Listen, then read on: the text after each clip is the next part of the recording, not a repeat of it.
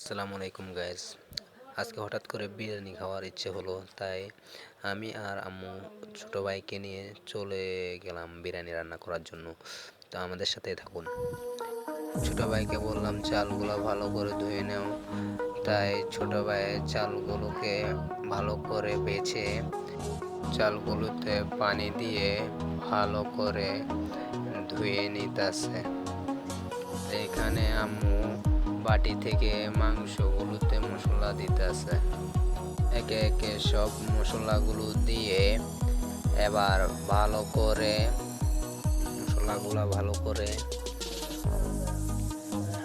নাড়িয়ে কষিয়ে নিয়ে মশলাগুলো মিক্সার করে নিচ্ছে আম্মু।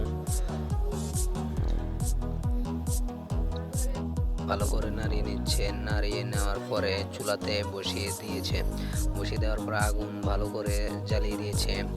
সরি গাইস, কিছু কারণে চাল দেওয়ার ভিডিওটা করতে পারিনি, তাই ভিডিওটা একটু টাইনে চাল হয়ে গেছে আমাদের মোটামুটি। হয়ে যাওয়ার পর আম্মুকে বলছে আর দেরি করো না, তাড়াতাড়ি দিয়ে দাও প্লেটে। আম্মু দেরি না করে তাড়াতাড়ি প্লেটে দিয়ে দিল। খেতে খেতে আম্মু জিজ্ঞেস করতেছিল যে কেমন হয়েছে। আমি বলতেছি আম্মু যে অনেক ভালো হয়েছে। আমার ছোট ভাই দুইবার খেয়েও আরও খেতে চাচ্ছে। তো গাইস, ভিডিওটা কেমন হয়েছে ছোট্ট একটা কমেন্ট করে বলে যাবেন, আর ইউটিউব চ্যানেলটা সাবস্ক্রাইব করে দেবেন। আল্লাহ হাফেজ।